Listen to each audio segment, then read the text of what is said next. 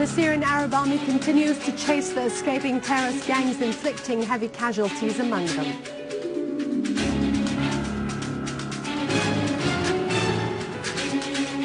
Thousands of Turks demonstrate against the policies of Erdogan, who turned Turkey into an extremist country through dictatorship and supporting terrorism in the region. Iran gives the West an opportunity to reach an agreement on its nuclear program, and Britain calls for taking advantage of this opportunity.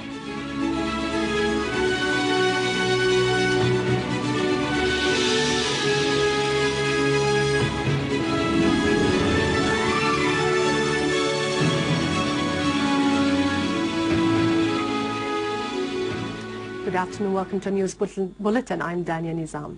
Prime Minister Dr. Wael Halaqi yesterday stressed the importance of activating the role of the legal and judicial trade unions and organizations in the Arab homeland.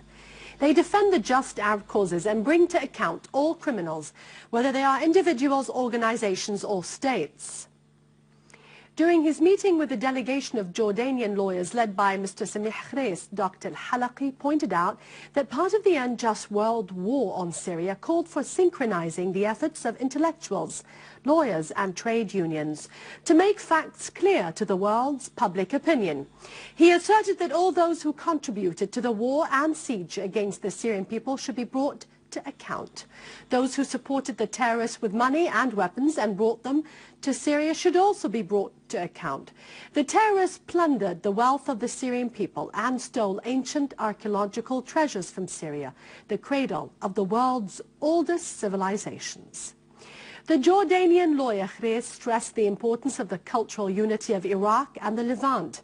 The Jordanian delegation asserted that the whole Arab nation would remain united with Syria at its heart. Syria remained the steadfast defendant of the Palestinian cause and all the just causes of the Arab nation.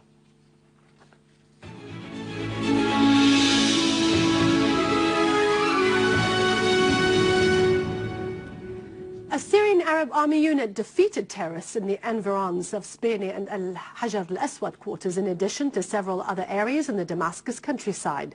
The army continued its operations and destroyed the weapons and equipment of the terrorists. The army also found a storehouse containing rockets and mortar missiles, in addition to materials used in making explosives.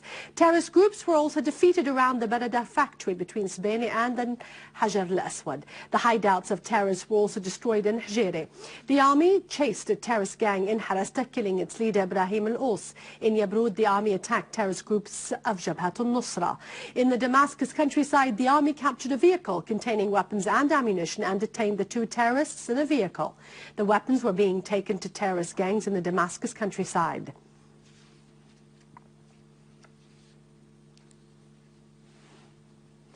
Units of the Syrian army continue to chase the escaping terrorists in the area between Al-Hujayra and Al-Buwaida farms in the Damascus countryside. The army extended its control on large parts of that area. The Syrian army continued its operations chasing terrorists in the Bevze quarter, which was combed and liberated completely.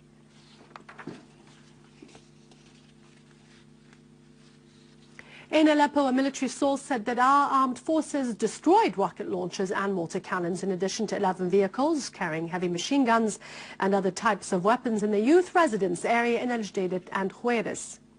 The army also defeated large groups of terrorists to the east of Al-Nayrab, the industrial town, and other areas near Al-Kindi Hospital, the Central Prison, Al-Mansoura, and the Carlton Hotel in Old Aleppo. In the Idlib countryside, our valiant armed forces defeated a terrorist gang, killing and wounding most of its members in the environs of Al-Zawiya mountain, destroying their weapons and ammunition. The dead terrorists included Khalid Khatib and Qasim Dadush. In Homs, the Syrian Arab army foiled terrorist attempts to infiltrate into the old city from the countryside. The army also secured the pumping of portable water to Hama and Salamiya. The army clashed with terrorists near the National Hospital and the school of Khadija in Al-Qusur quarter. Several terrorists were killed and wounded in the nearby areas, and many terrorists were killed and wounded in the Homs countryside, while their weapons and ammunition were destroyed. Terrorist hideouts were also destroyed in several villages in the countryside. The French journalist Georges Malbrunot of Le Figaro asserted that the CIA shipped tons of weapons to the terrorists in Syria in cooperation with Jordan and Saudi Arabia.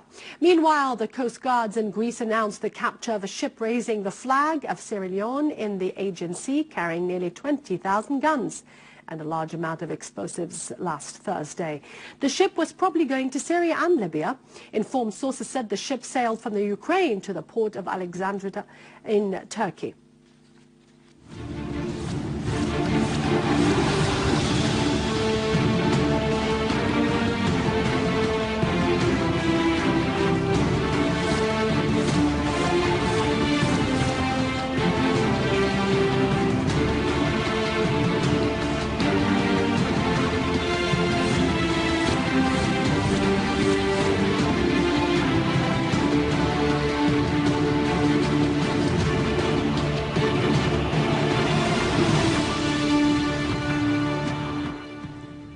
Yesterday, a number of peaceful change parties convened a conference in Damascus to discuss preparations for Geneva II conference. The coalition of peaceful change forces announced that it is not participating in the conference as it was not consulted concerning its timing or agenda. The participants stressed in the final statement that the Syrian people are the only decision makers in their own affairs, and no regional or international country has the right to make decisions on their behalf. They called for resuming the internal national dialogue and addressing the impacts of the crisis. Iranian President Hassan Rouhani emphasized that the national interests of the Iranian people and their rights in possessing peaceful nuclear power, including uranium enrichment, are red lines. During a meeting of Iran's Shura Council, Rouhani said that his country hasn't sat down to the negotiations table as a result of pressure imposed on it, but because it believes that dialogue is a means to solve political problems, especially when the countries which had imposed the sanctions have become convinced that they are useless. The Iranian president asserted that the success of the nuclear talks will lead to enhancing security and stability in the region and the world, stressing that Iran would continue to enrich uranium. Iranian Foreign Minister Mohammad Jawad Zarif had said at the conclusion of a round of talks between his country and the Group of 5+, won over Tehran's nuclear program, that a certain progress had been achieved, expressing hope of reaching an agreement on the next round of talks on the 20th of this month. The American Secretary of State expressed appreciation of the progress in the negotiations with Iran. He added that an agreement was imminent. The German Foreign Minister also said that the international community was approaching a reasonable solution concerning Iran's nuclear program. He added that transparency and observation would be the key to this solution, which needs items that would make it possible to carry out the measures implementing the agreement that would be acceptable to the international community. Al Saud security forces clashed with foreign workers in the neighborhood of Manfuhat al-Faqir in the Saudi capital Riyadh a week after the campaign to detect the so-called violators of residency and working systems started, in which thousands of people were arrested and a man was killed by Saudi police. Eyewitnesses said that Saudi security forces fired 5 bullets in the air and used batons to disperse the crowd of people, as dozens of men ran into the streets and some of them threw stones and other projectiles at the cars and the police officers. The authorities of Al Saud threatened the foreign workers, indicating that they will no longer turn a blind eye for what they called irregular foreign workers. Many of those workers said that they were unable to benefit from the deadline given to them because of the bureaucratic procedures.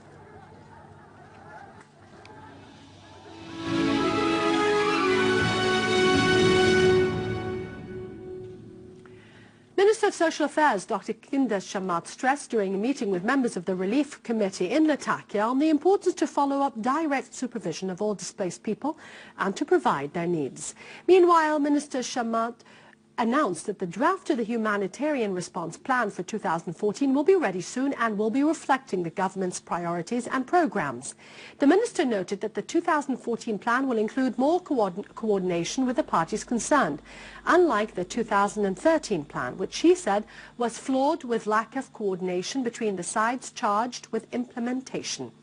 She added that the draft plan of humanitarian response will be discussed with the relevant UN organizations in a workshop soon, so as to be officially launched by the UN by the end of 2013 and to collect the necessary funds from the donor countries.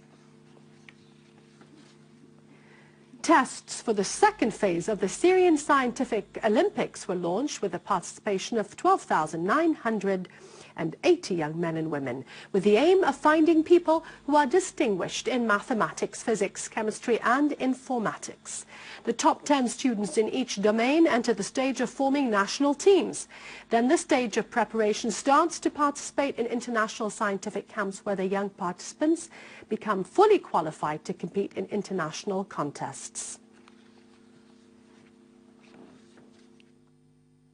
Ministry of Education, in cooperation with El Orafi House for Culture and Arts, concluded the activities of the Festival of the Children's Day by various kinds of performances. The activities, which continued for 3 days, were launched under the motto, Beauty in the Syrian Arab Cultural Heritage.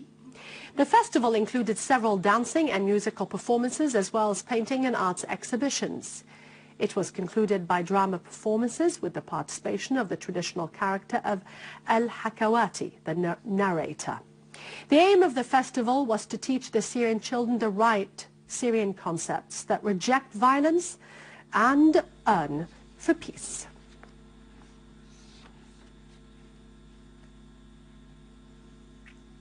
With this, we end our news for today. Thank you for watching us. For more details about Syria and the region, and to view this bulletin again, you can always visit our website in English, syriaonline.sy. After the break, it's over to Vani Konjian with our market and business news. God bless you, and long live Syria.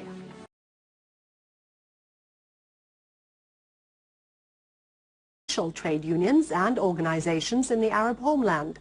They defend the just Arab causes and bring to account all criminals, whether they are individuals, organizations or states. During his meeting with a delegation of Jordanian lawyers led by Mr. Samih Khreis, Dr. Al-Halaqi pointed out that part of the unjust world war on Syria called for synchronizing the efforts of intellectuals, lawyers,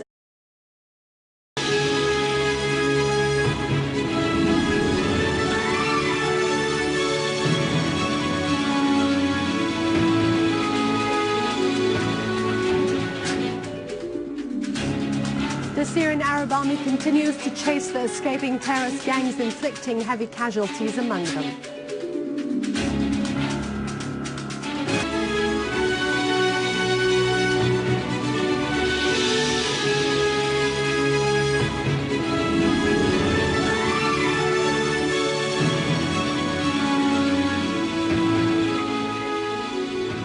Good afternoon, welcome to News Bulletin. I'm Dania Nizam. Prime Minister Dr. Wael Halaqi yesterday stressed the importance of activating the role of the legal and judicial. Thousands of Turks demonstrate against the policies of Erdogan, who turned Turkey into an extremist country through dictatorship and supporting terrorism in the region. Iran gives the West an opportunity to reach an agreement on its nuclear program, and Britain calls for taking advantage of this opportunity. And trade unions to make facts clear to the world's public opinion. He asserted that all those who contributed to the war and siege against the Syrian people should be brought to account. Those who supported the terrorists with money and weapons and brought them to Syria should also be brought to account. The terrorists plundered the wealth of the Syrian people and stole ancient archaeological